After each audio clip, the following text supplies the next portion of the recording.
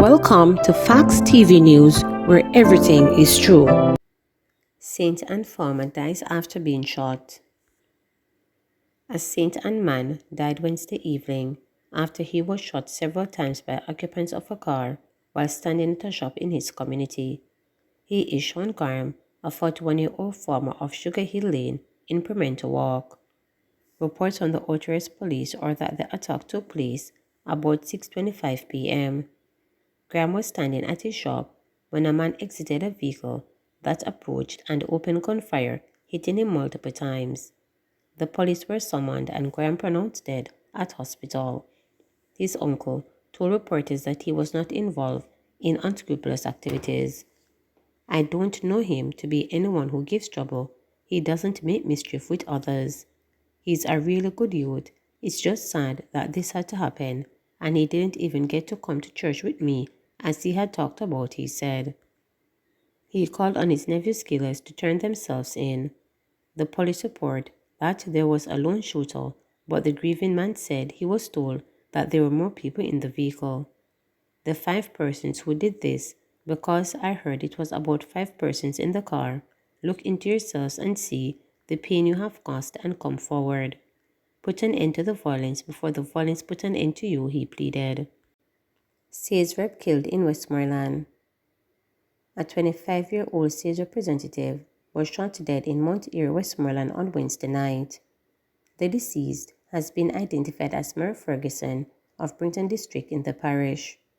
Ferguson is said to have worked with his father, who owns and operates a liquor store business for years.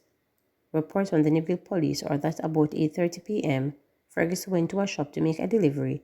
Shortly after, 2 men reportedly drove up on a motorcycle and opened gunfire, hitting him before escaping in the area. The police were summoned, and Ferguson was taken to the Savannah Lamar Public General Hospital, where he was pronounced dead. Investigations are ongoing. According to the police crime statistics, up until August 26, Westmoreland had recorded 79 murders, the second highest number across all police divisions.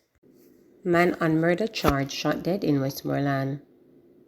A man who was on bail on a murder charge was shot dead by a gunman at a restaurant in Belle Isle Road in Grange Hill, Westmoreland, Thursday morning. The deceased, identified as 25-year-old O.J. Davidson, otherwise called Six Boss, from Church Lincoln District in Grange Hill, should not have been in the parish on condition of his bail, police stated. It was reported that around 8:15 a.m., Davidson visited a nearby restaurant where he ordered breakfast and went outside. Police said while waiting to be served, he was pounced upon by a man armed with a gun who opened fire, hitting him multiple times in the upper body. Davidson ran inside the restaurant where he collapsed. The gunman escaped on foot in the area. Davidson, the police said, was taken to Savannah Lamar Hospital where he was pronounced dead. The body was later transported to the morgue pending a post-mortem examination.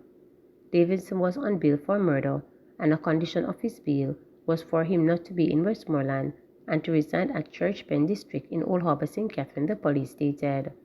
Police were unable to see if Davidson's killing was related to the court case. St. Catherine men charged with kidnapping, arson after gun went missing. 2 men were slapped with kidnapping and arson, charged after a gun in Central Village, St. Catherine, allegedly went missing. Charged are 21-year-old Romario Bromfield, otherwise called Coco, farmer, and 21-year-old Anthony Thomas, otherwise called Biggs, a laborer, both from Central Village.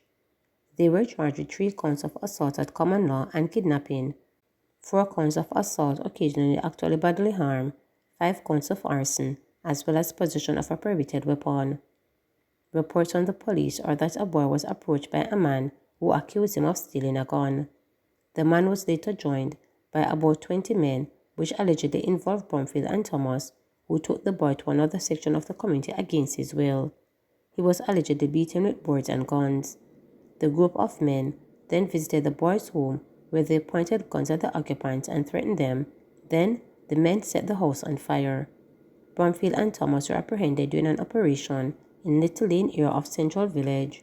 Charges were laid against them on Wednesday, September 6, after an interview session in the presence of their attorneys. The incident reportedly occurred on Sunday, July 23, 2023, and Monday, July 24, 2023, about 7:30 a.m. Their court date is being finalized. Body of 23-year-old woman found days after suspected drowning in St. Elizabeth. Police are probing a suspected drowning case involving a woman whose body was found on Thursday in a river 4 days after she was reported missing in Silo, St. Elizabeth. Police named the woman as Kashiba Brown, 23, otherwise called Cash, a resident of Silo District in northern St. Elizabeth. Councillor Myers, People's National Party Silo Division, told reporters that Brown's body was retrieved by citizens from a tributary in the Black River about 1 p.m. on Thursday. Police confirmed that citizens found the body and alerted them. Myers, who said he knew Brown, reported that the community is devastated following her death. The body was found by the citizens in the river behind Silo Basic School. She is originally from Union, but she was also in Windsor area in Silo too.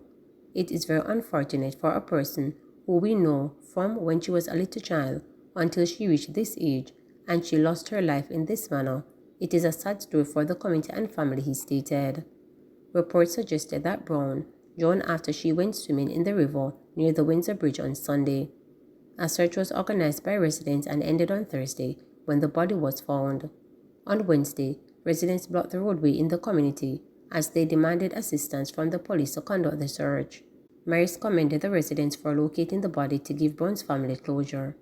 It is a devastating situation. We can bring closure to this because the body has been found, and I want to salute the citizens from the area of Thornton, Williamsfield, Windsor, Silo, who came out in their numbers to assist in finding the body. I want to thank the security forces also for their assistance, but it was the residents who were resolute in looking for her until it got dark and up early searching, he explained. 82-year-old dies in St. Anne crash. An 82-year-old man died from injuries he received as a result of a motor vehicle collision on the Runaway Bay Main Road in the parish on Wednesday. He is Leslie Wright, a retiree of Hopewell Gardens, Discovery Bay, St. Anne. Reports from the Runaway Bay police are that about 11:15 a.m., Wright was driving a Nissan Bluebird motorcar towards St. Anne's Bay when the driver of a Nissan Sunny motorcar that was traveling in the opposite direction collided with Wright's motorcar. He was taken to hospital where he died while undergoing treatment. A man who said he's a witness to the crash said the suspect that there would be fatalities based on the speed at which the Nissan Sunny was traveling.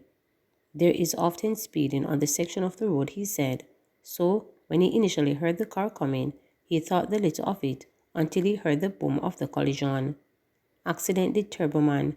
Just a hope him family and friends them can find some comfort right now, he stated. According to the Road Safety Unit, at least 7 people have died so far on the nation's road in the month of September. Please remember to subscribe, like, share, and click the notification bell.